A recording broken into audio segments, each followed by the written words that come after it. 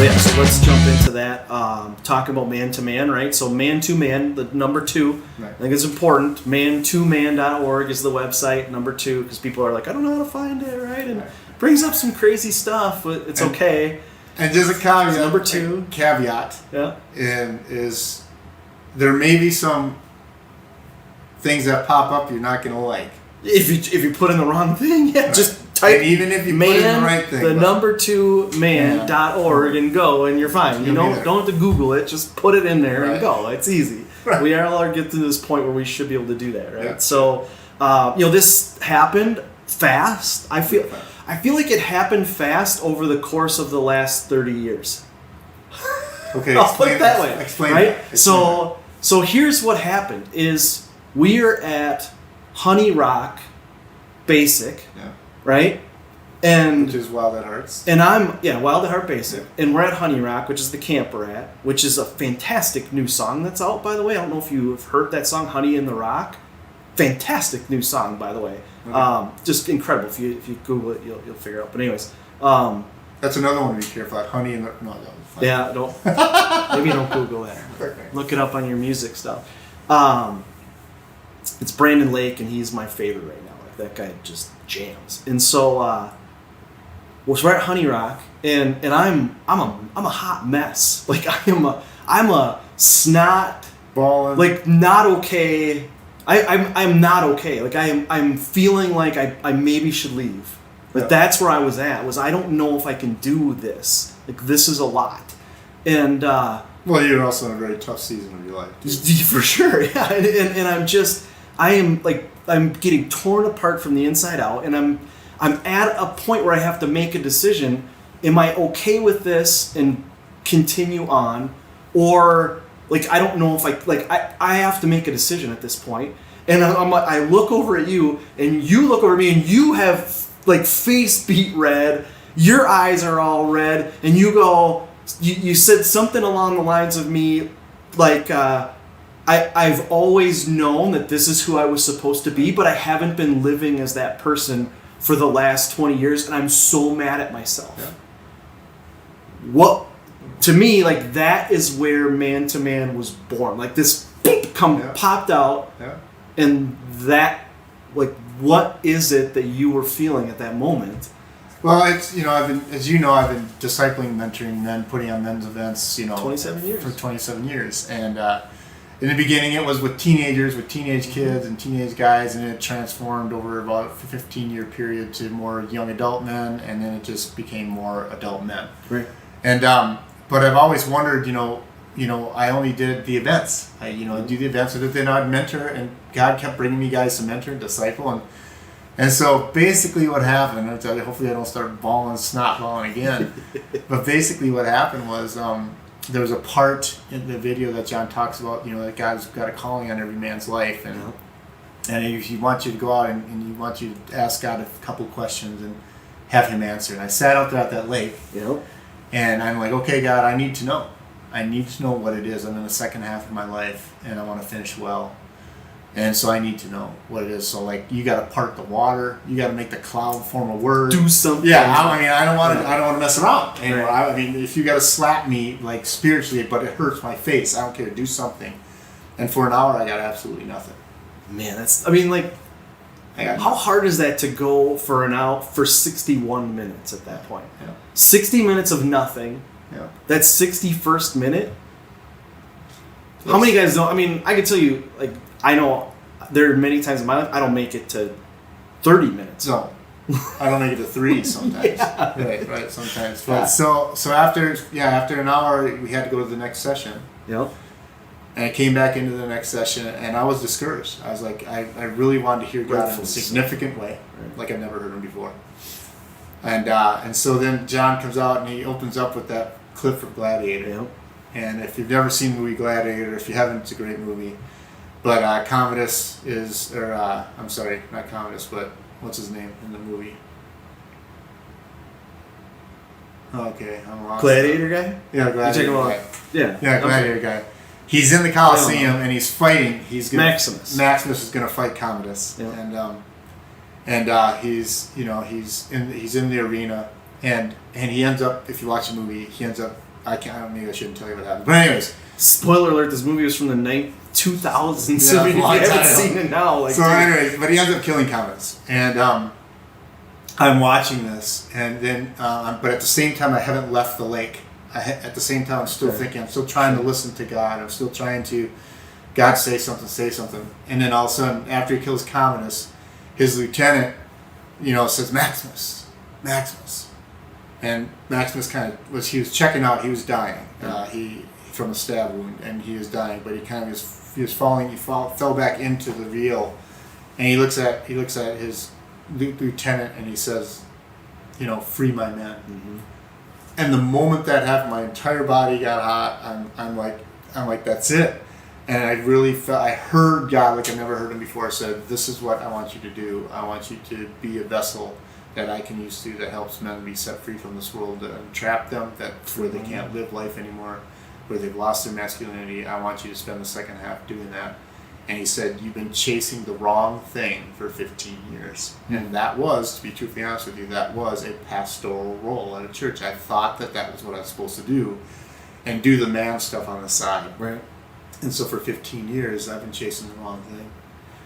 And I know what it is now. Right. And so that was the pinnacle. Like you say, that was 27 to 30 years of mentoring, discipling, and putting on events. But it all came to culmination at that one event at Basic, where God specifically said, no, I want you to be an oracle that I can use, a person that I can use to help men be set free from this world. So it's so amazing how that event brought all the pieces together, right? Like, it just, God was moving things that just happened at this event. I mean, it didn't just happen. Obviously, God is very good at making plans, right? But the way that he interacted with everyone individually there, but also bringing together this band of people to make this man-to-man thing happen. Like, he literally brought together this group at that retreat while working on each of us in individual things that we were doing. Right. Yep. So we would come to each other and I'm thinking, man, I'm going through this personal, deeply only me, introspective moment in my life, and I would say something to you, and you're like, yeah, and you would say something back to me, and I'm like, holy crap, these things fit together in some randomly odd way to me at that time. Yeah. But, and then, and Mick, the same thing, he would come over and he'd be like, guys, I don't know what's going on, but God's talking to me about this. And we're like, well, join the group, man. Come on in. It's clear that all of this is working, right? I mean, it was crazy how that sort of came together in that one retreat. And it was interesting because I've been doing guys events for so long, and I remember when John Elder's book first came out, and I took you and 12 other teenage guys, we went through it when it first came out. And literally, to be honest with you, I was going to the Basic event to go kind of see how John does it. Yep. This last year, I was kind of like, I'm gonna check it out, see how he does it, see kind of what he says. I wasn't going there to get change, because I don't need change. I'm doing it for 27 years. I got it. Frick. So that's what I went into it thinking, and by the second session, I was toast like you. I was red faced, snot balling, crying, and hearing God like I've never heard him before. So. And so that birthed this man-to-man movement, right? And what I think happened to me is it put a definition on what I was seeing, right? I knew what I was seeing in the world with men, right? I knew what I was seeing, but I didn't know how to define it. I didn't know how to talk about it, right? And so what I saw was the definition of men and the way that we're told we're supposed to be, right? Be, that what John says in the Basic thing, right? You're supposed to be this nice guy, right? You're supposed to be a nice guy. You're supposed to be kind of fluffy, but a little bit edgy, right? I mean, enough to be able to open a jar, but not so much to be able to, use a power hammer, right? We're supposed to be nice. We're supposed to be calm and collected all the time. Yeah. You're supposed to, here's the one that gets me, right? This is what really got to me, is you're supposed to have all the answers.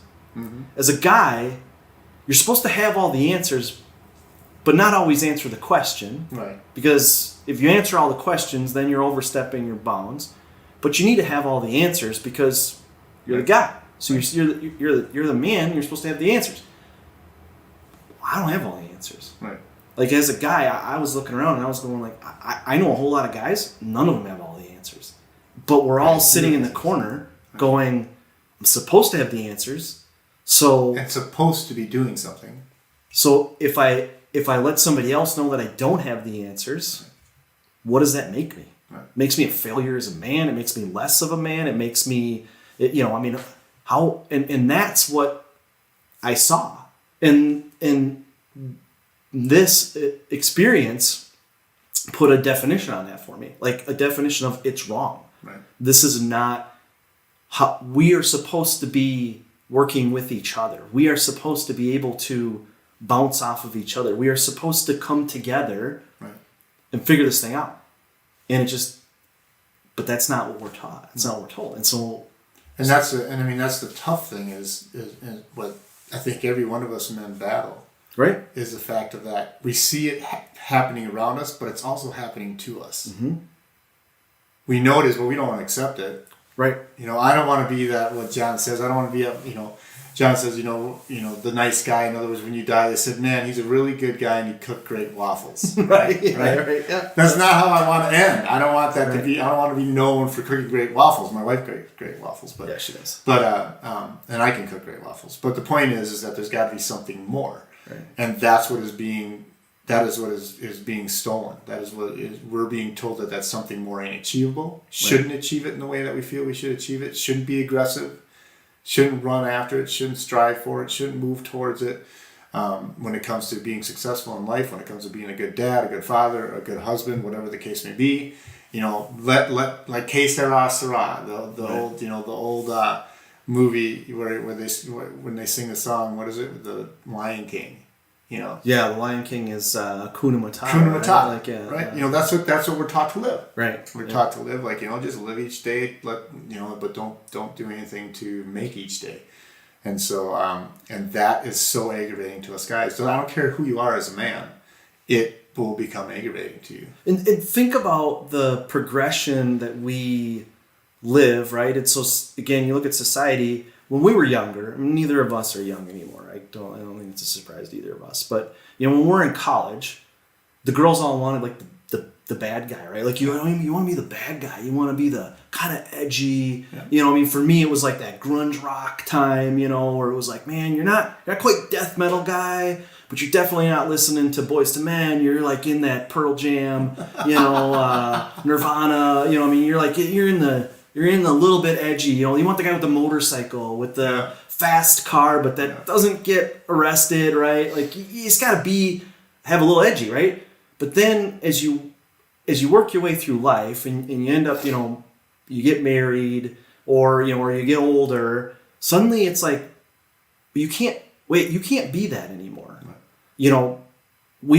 That's dangerous, that's bad. You can't be that. But that's the person that you are. Or that's what I like about you, but now you can't be that. Now you have to be this soft, easygoing, person. As a guy, like that's super confusing. And what happens, from what I'm seeing, is that somewhere in there, a lot of guys, and there's not everybody. There's some that I know who figure it all out. But I would even venture to say most guys. Mm-hmm. There's a break in there where they go, I don't know how to be this dangerous kind of edgy guy that you wanted before, and not be at the same time. And so like there's just like this that happens, this break, and you start to just kind of make it up as you go along at that point because you don't really know what to do next. And for society and for the women, they're like, figure it out, dude. Like you got to figure this out. I'm not going to figure it out for you, rightfully so. Mm. But most guys can't.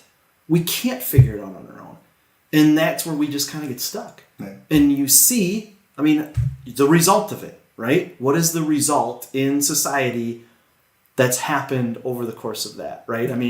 You and I talk about it all the time. What is the What's the fruit of that, right? As the Bible calls it. Like, well, what is the result of that? And, statistically, you were saying some things that you were pulling up, right? And what is the result? I mean, the result of that, this is what's so, it's so right before our eyes. And this is what I think is such it brings such conflict to the design that God created us men to be, because we can't look at our world and not see what's going on and then choose not to participate or to make it better. It kills us. Right. Because we're here for that reason. Mm-hmm.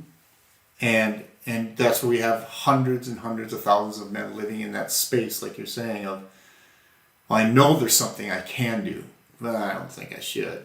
And then if I do it, it's going to piss somebody off, or someone's going to be mad because it's my opinion. And everything inside of us, like, I've been saying for years, and John Eldridge has always said, we're born into a world at war. Right. And this is the proof. I mean, there's a father absence crisis in America. According to the U.S. Census Bureau, 18.3 million children, 1 in 4, live without a biological step or adoptive father in the home. 1 out of 4. 1 out of 4. No father in the home. Consequently, there is a father factor in nearly all social ills facing America today. The U.S. Census Bureau in 2020, living arrangements of children under 18 years old, 1960 to present Washington, D.C. Census Bureau and all that kind of stuff. So that's where that came from. And then here's what's even interesting. The father absence crisis in America. When it comes to children, they are 4 times greater risk of poverty or live in poverty, 7 times more likely to become pregnant as a teenager, more likely to have behavioral problems, more likely to face abuse and neglect, 2 times greater risk of infant mortality, more likely to abuse drugs and alcohol, more likely to go to prison, 2 times more likely to suffer obesity, more likely to commit crime, 2 times more likely to drop out of high school, just because they're in a fatherless home. These are the statistics. That's the result of what the way men are in our society right now. Yeah. That's the result. Yeah. Nothing in there is any. There's no silver lining. No. Let's face it. I mean, there's nothing in there that makes you go, but there's this. There's nothing. And here's this one that really rocked me. In the United States, there are more than 64 million men who identify themselves as being a father.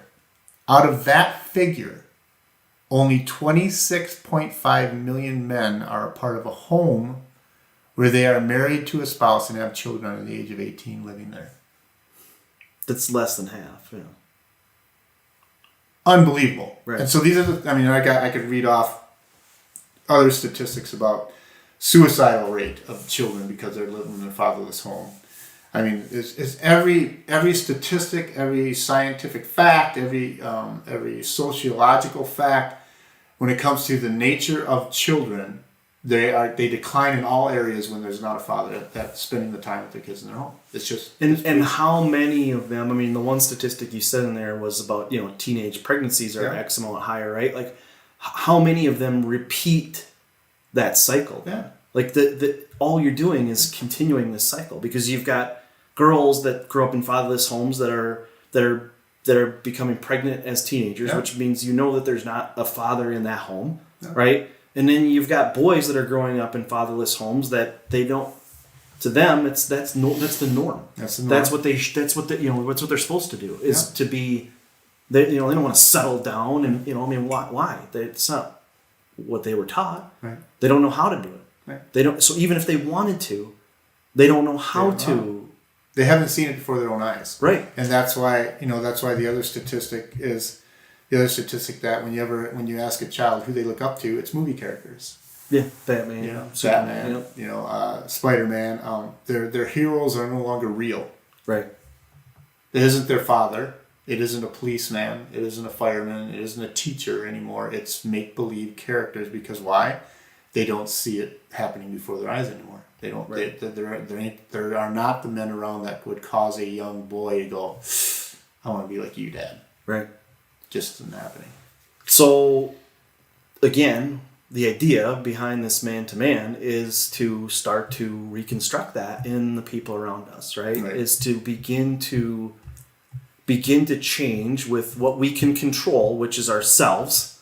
So, us and the other people that are part of this man-to-man, this building this, right? It's not just us. It's, there's a whole bunch of people that are involved in this, and we'll have them on the podcast too as we kind of go forward to meet that crew and introduce everybody. But first we committed to being different ourselves. Oh yeah. Like, hey, I am going to end this in my life. Right. I am going to change. I am going to be different. I am going to approach life in a different way. Right. And frankly, for myself specifically, it was to go at it with intent. It's not just, I'm going to hope that things kind of turn it around, right? No, it's like I am going to seek out guys that are ahead of me in this process, or I'm going to seek out books, videos, podcasts, whatever, and I am going to ingest that, and then I'm going to put things into, I'm going to specifically do things differently. I'm going to make an intentional change in my life, and then I'm going to surround myself with other people that are doing the same thing, so that if I fall back a little bit, there's other guys going like, what are you doing? Yeah. Hey, we're going forward, so let's go. Let's do this. Right. And then in that personal decision, we've created this group of guys that are all moving in the same direction. And the byproduct of that was us looking around and going, how can we get more guys? Yes, exactly. Right? Yep. And so we looked around and we said, how can we get the... We can't... I mean, you were telling me the other day about, the crew out in South Dakota feeling the same way, right? Like, or North Dakota feeling the same way. Like I can't just do this with me. Right. And I don't even feel like I can do this with just the 10, 12 guys that are in our core group, right? Or it's like just me, and then there's probably 5 or 6 of us that are in our core group, and then 10 or 12 that are in, a little bit tighter group. Like, that's not even enough. Right.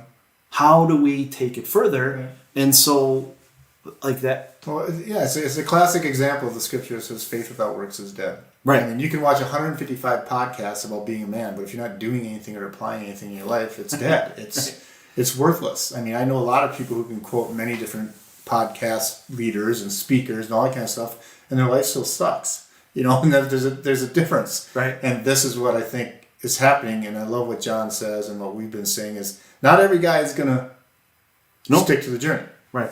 And we've had guys over the last year that have, I can't say fallen off the map, but they whether it was life choices or whatever. I'm not saying they're all bad. No.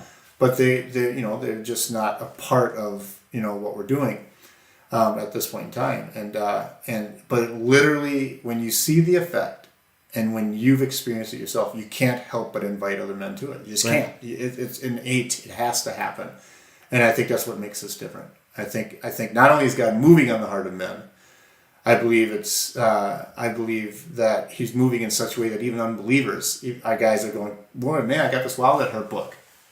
And I started reading it, and I showed up at an event, which happened in North Dakota, actually. That's awesome. Almost half of the guys that went to that event were invited by anybody. They just happened to stumble across Wild at Heart or one of John's podcasts or his website, saw that there was an event in the area, and thought, I think I'll go.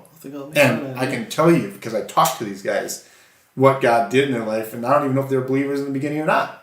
So God is definitely on the move and stirring up the heart of men, and this is just one of the areas that I think men are going, this is what's going to make an impact in my world, right? So in part of the issue that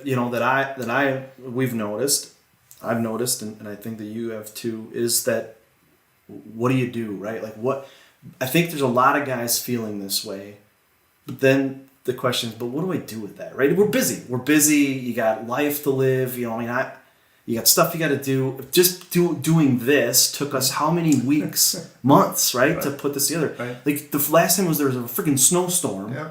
on the day we were supposed to do it. Yeah, like earlier this week actually. Yeah, I mean, it was like Tuesday. Everything is coming against doing these things, and it just continues to make it harder and harder. Right. And so guys are just like, it takes a lot of effort to actually do this. So like, what do I do? What do I do next? And that's where, to me, it's important that we give them a place to go to where there's guys already doing it. Yeah. We're walking this path. And again, by doing it, I don't mean like there's some 17 step. This is not a 7-step program. This is like let's commit to going down this path, and then we're going to figure it out. Right. We're going to find somebody who's 3 steps ahead of us, and we're going to pull from them how they made it through where I'm at right now. You know, I say to my son, you know, he's 16, and he comes to me and he's like, Dad, you know, I don't know what to do here. And I'm like, you know, buddy, you're the first 16-year-old I've ever raised. And so I don't know how to do this either. Right? So let's figure it out. Right. And that's okay. Right. It's okay to be there. Yeah. And when you think about that very thing that you said, the reality of, you know, don't know what to do, but I know something has to be done. Right. Yeah. You know, we're not going to do is just sit here. I know something has to be done. That's how God designed us. Right. He didn't design men to know everything and have all the answers like we said earlier, but he did design us to find it, to find the answers. He did design us to not stop. He did design us to take on the challenge. He did design us to move forward. You know, all those things. So realistically, that's supposed to cause us to be excited about life, not cause us to step back and say, I'm not going to participate. No, the adventure and the story that we're in, that God has designed for us, is supposed to be epic. It's supposed to be confusing once in a while. It's supposed to make us strive. It's supposed to make us fight. It's supposed to make us think. It's supposed to challenge us. That's how he designed us as men. I mean, and so literally, when you start to experience these things, you no longer want to slip away. You want to add to. You no longer want to take a step back. You want to take a few steps forward and create a future. And to me, that's what's so important about why we're doing what we're doing, is to have every guy experience that. And because the experience is way better than just intellectually discovering it from a book or a podcast. No, when you hear God say, "Free my men," it's going to cause change in my world. Right. Period. Right. Despite the adversity, despite the things that come against, and there's been a lot. That's one podcast that I'm sure me and Danny will do. Ever since that time, there's been a lot of attack of the enemy, trying to steal what we got, trying to steal what we regained, as John said, what's been stolen, what's been lost, what's been brutally assaulted in our life. I heard a guy say, the other day, I was listening to something or watching something, and he said that, you know, the Bible says the enemy comes to steal, kill, and destroy. Mm-hmm. He said, but I think he's given up on the stealing. And it's the day that we're living in now, he's killing and destroying at a much higher level than he's stealing. He's been stealing for years. Yeah. And he's stolen enough now to where he's got enough property. Or he's just trying to kill and destroy now. Because he has that authority. Yeah. Because he's stolen so much from our lives. That's a great statement. That's pretty good. It's crazy, and it also, you know, I mean, again, like what? So as guys, we're like, so okay, so what do we do, right? Okay. And that's what we're doing. So man to man's going to be, we're going to have events because in the end, we have to get guys in a place where you can pull them out of this world, and you can, you know, kind of. I mean, I feel like with me, it was almost like I like that shaking, right? Like that. Hey, stop. Yeah. Block out the noise, right? And listen. I have something that I want to tell you, and it was shocking, but at the same time, it wasn't. Now here's the answers, because I feel like sometimes we think that these experiences, these retreats, right? Like I'm going to go there and I'm going to get all these answers. It wasn't at all. It was like, I have something to tell you, and I was like, okay. And he was like, I have something to tell you. Right? What is it? That I have something to tell you. And I was like, what? Right. You know, and it was like, that was it. Yeah. It was like God was trying to tell me that he had something to tell me. Yeah.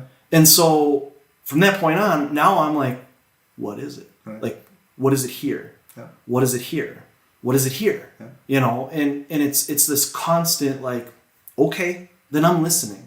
then you tell me what you have to tell me. And that's the event. Was it allows you to kind of get shaken off of your norm, right? You step outside of your norm and you just become the ability to hear and to listen and to accept. Yeah. But it's not that's not the point. The point is then what happens after. The point is, it's actually the catalyst to your story. It's the catalyst to your change. It's not something that's supposed to invent and end. It's actually carry you through for the next 10 years of your life. Right. Right. Yeah. I mean, I've always said this: what informs you forms you. Mm-hmm. And these weekend events takes you out of what usually is informing you. Your cell phones. Yeah. Your the TV email, and the TV work. And literally, I really believe, if we took 50 guys in a camp and had them just not look at their cell phones, that'd be enough. Yeah, I know. I think there'd be a lot of stuff that come out. Oh, they'd be hearing things they've never heard before. Right. I mean, I'm being totally serious. You can ask any guy that's been to one of these events, and the biggest transformation that started everything that happened to them, or the biggest catalyst that started everything that happened to them, was the reality that they couldn't look at their phones. Right. Not only does it show you your dependency upon it, your want to get the information, see who's saying what to who and all that kind of stuff. But at the same time, the reality of what you're listening to all the time that you don't even realize. Oh my gosh.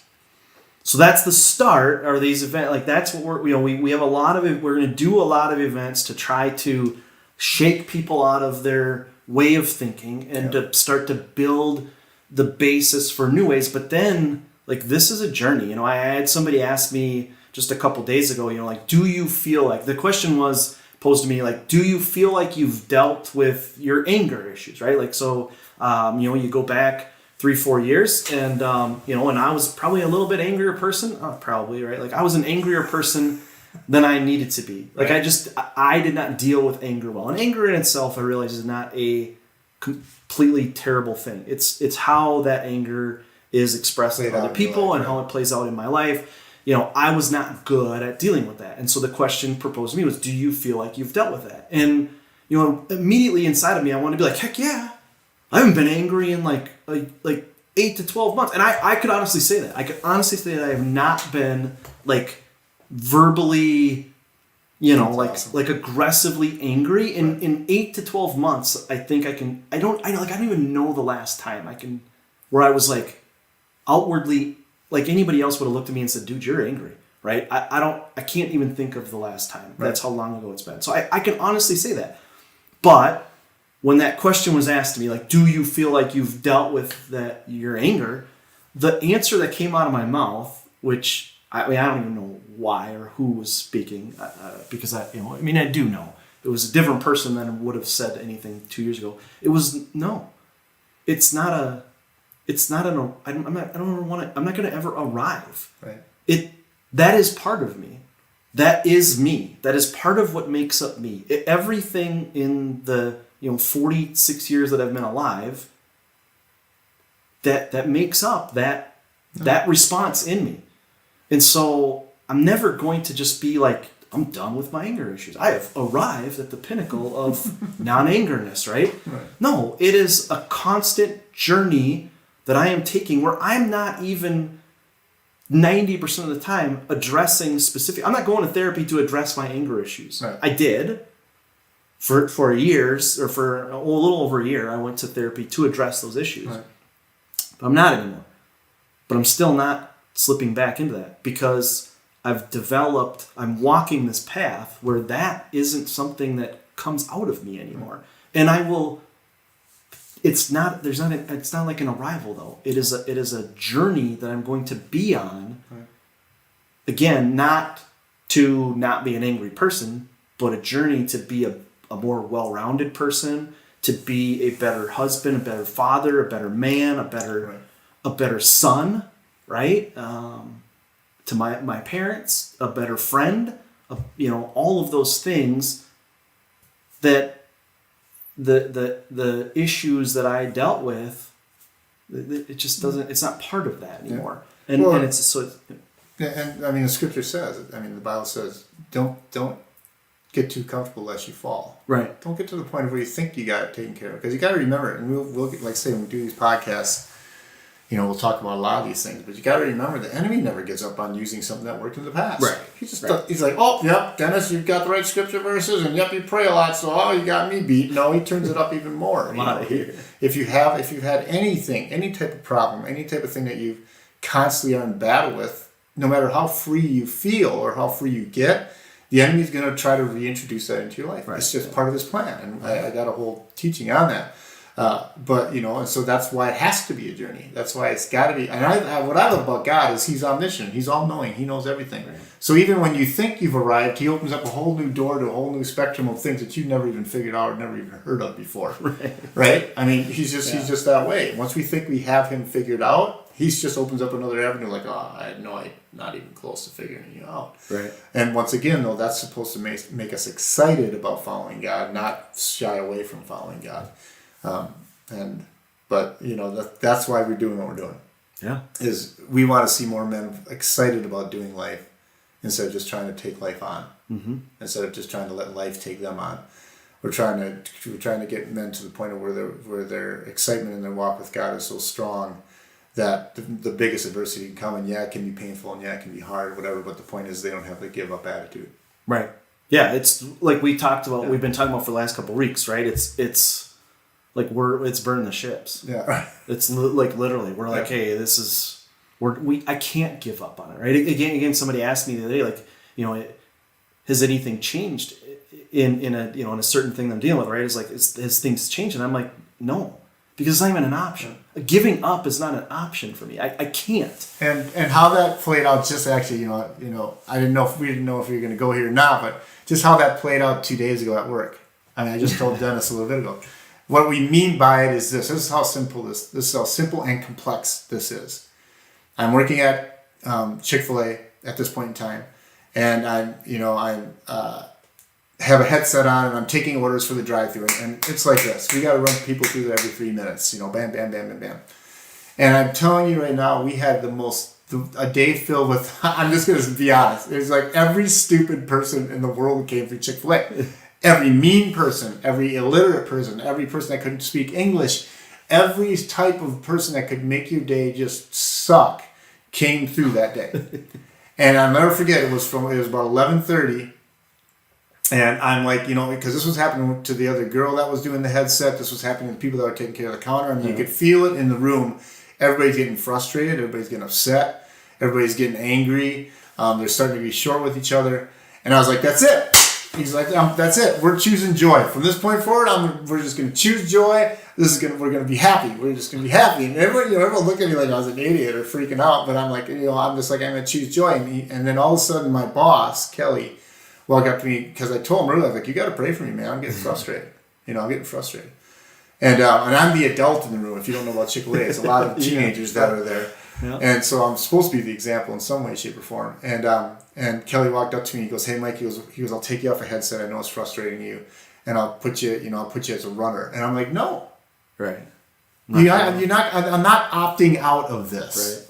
Just because it's hard, just because I'm frustrated. I know." And that's what me and Dennis are talking about. Even in those little situations like that, it's so easy to go, "Yeah, you're right. I'm going to go take a break and step away." And God wants us to step in those moments and say, "No, I want to reveal who you are in the midst of that situation." And I'm telling you guys, the next 4 hours, the whole place was laughing. We were listening to certain people, not laughing at. Yeah, we were laughing at people, but literally the attitude began to change. Why?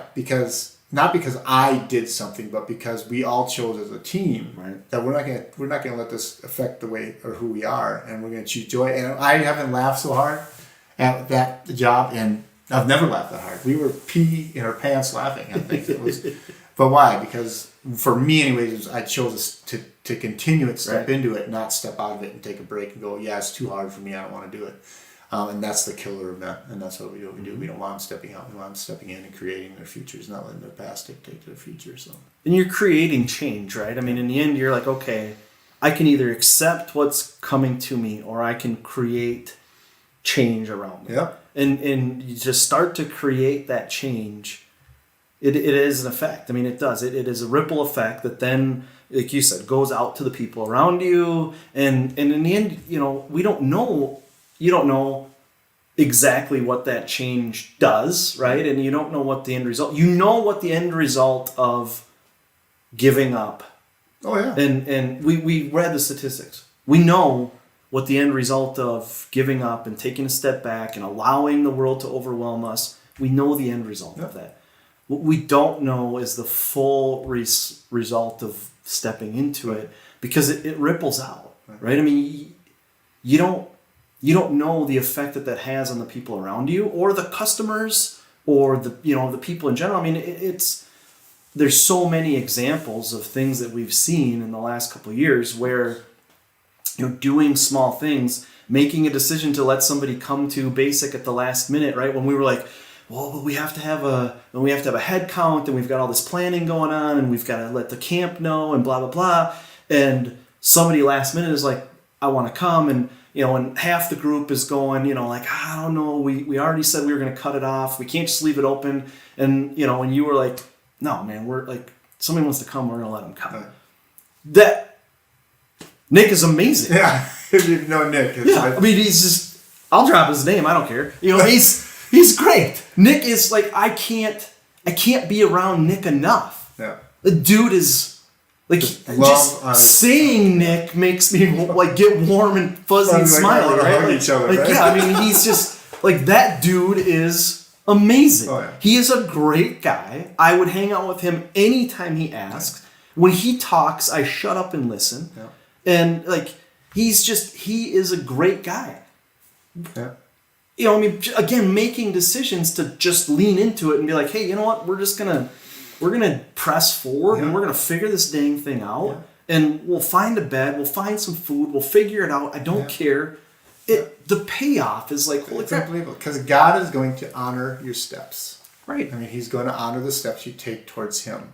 And if that means you have to give up a couple of days of work, He's going to honor that by somehow, some way, orchestrating more finances. He's just that way. He doesn't want us to sacrifice and then not see the results of our sacrifice. He's one that wants us to see what happens when we sacrifice our time and our life for Him, so that we can become better men, so that we can become stronger, and it plays out consistently in our lives. It doesn't mean that we're never going to have struggles. No, you might have more.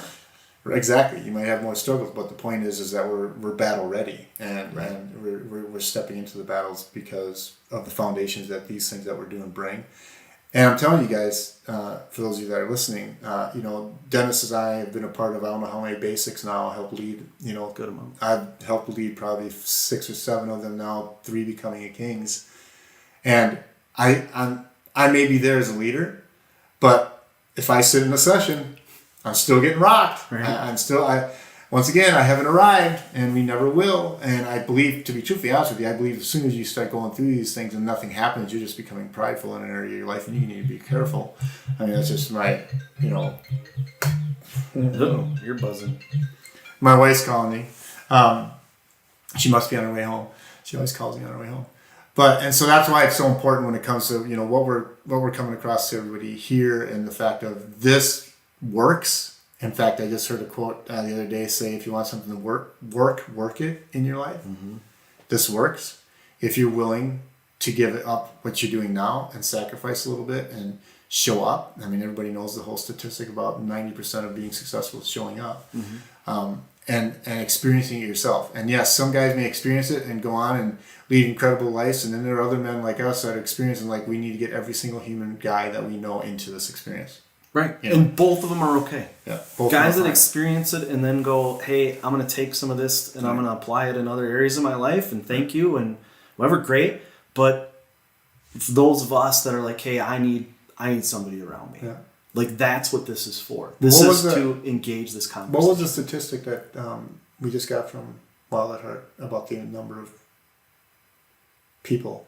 Number of guys. We just got a text from somebody. I think it was. Yeah, I don't remember. Anyways, in the last year or 2 years, the message has gone out to more men in the last year to 2 years than it's gone out in the whole 17 years of him doing this ministry. Prior. That just goes to show you what God's doing in our world to men. I mean, the reality is, it's real. It's true. Yeah. So. It's time to do it. So that's what Man to Man is, and we're excited to do it. And I'm excited. I can't, like, I don't know where it's gonna go. Frankly, I don't even have. It's always this. Well, you gotta have vision. No, man. Because why? Why would I? God has a vision for this, Right. and so why put my vision on it, right? Right. I mean, that kind of seems silly. If we have the choice between, okay, let's see what God's vision is. I mean, we have We plan. have a part of the story. We have a plan, and we're gonna walk out our part of the story. But what comes of this is, I mean, I'm excited. I think it's cool. It's the thing that gets me stirred up and going. And it's here's the best part of all this is I have 2 sons, 13 and 16 right now, and it's affected them. Like they are. Josiah, I picked him up from school today. My oldest son, again, I'm dropping his name, and he's gonna, now he's gonna be like, Dad, shut up and stop talking about me. Whatever. Your friends don't watch this, you'll be okay. And even if they do, good for them. He got in the car. I went to pick him up from school today because his car's broken, and so it's a whole he's 16, his car's broken. That's a traumatic experience, right? It's like losing your best friend for him. And so I went to pick him up from school, and he got in the car, and he's. I'm like, what's up? 16-year-old, just not engaging, he's just down, he's out, just I had a terrible day. I'm like, all right, well, tell me about it. And he starts telling me about the day and how terrible it was. And it started out super negative. It was, everyone has got problems, everyone's this and that. We had a 15-minute drive home. By the time we got home, it was laughing, joking, talking about what we're going to do this weekend, talking about, him talking about going to work tomorrow. I mean, it was just like this. It took about 15 minutes for him to work his way through this. And I just know that 2 years ago, that car ride would have gone way different. Mm-hmm. It would have been, what's your problem? Why don't you just knock it off? Suck it up. It's, this is life. You gotta figure it out, and it's just like this path that we've started walking has just changed the way my kids even are experiencing life. Yeah. And so this whole thing, it worked. I mean, it works. It just does. And this is the cool thing, for those of you that are watching. This is the cool thing. All right. When Dennis says, how it's changed and affected his relationship with his sons and stuff like that, I've been able to watch that over a year. Yeah. So when he says that, I'm like, really? How? No, I've been a part of the experience of him changing, and me and him having conversations about the conflict he has with his son, and then seeing the results. Mm-hmm. That's what's so awesome about this ministry. That's why I know this is a movement of men. It's not even. That's why I can't even say ministry. It's a movement of men. Why? Because shared experiences will always help me to grow in my own experience. For sure. So, and he's not just saying that. Now I've been a witness, and 10 other guys that go to a year with the men have witnessed the change in him when it comes to how he approaches his sons. And so to me, that's how it's always supposed to be. Right. That was the design in the first place. Mm-hmm. We were never supposed to be alone. We were never supposed to be in our own little story. No, he teams us up with other men to be in the story with us so we can share experiences. Right. Think about, I was laughing about this the other day. I went and I watched the first 2 episodes of the next season of The Chosen, the TV show around Jesus' life and his disciples and everything with my son. And the end of the second show or something like that, it's the disciples getting ready to, Jesus paired up these disciples. And he had these 12 disciples, right? And he's like, all right, here's what I'm going to do. I'm going to pair you guys up. And then I'm going to send you out. And these guys are like, what are we going to do? And, and he's like, well, you're going to do miracles in my name. And they were just like, we don't know how to do any of this. And he's like, it's cool. You'll figure it out. Right. And he didn't send them out. Think about how much more, you think about, efficiency wise, how much more ground could we cover if we went by ourselves? Nope. He said, you're going to be best paired up with somebody else. Oh, yeah. So they took the group of, the whole Jewish nation. He pairs it down into 12 dudes. And then he says, okay, now I'm going to pair it down into you and one other person. And you're going to go out and you're going to actually do this thing together with somebody else. It was never meant to be alone. It was never meant to be by yourself. No. It was never meant to be that way. Jesus himself, God on this earth, didn't do it by himself. Right. The first thing he did before he starts his ministry is start bringing other guys into it before he did it. Yep. You think God himself couldn't do it by himself? Of course he could. Of course he could. But he didn't. So, So we're not supposed to be doing it alone. Right? And that's the other thing great about it is there's a reality that you can be tough and you can try to do things on your own. That's great, but there's got to be a point in the trying where you go, I need a guy like Dennis to help me with this, or a Rich, or a Lucas, or a Garrett, or a Jesse, or a, there's got to be that point. It's not that we give up trying on our own and just expect others to help us. No, that's stupid too. No, you got to try on your own, and at the same time have a plumb line that says, I'm gonna need some help with this.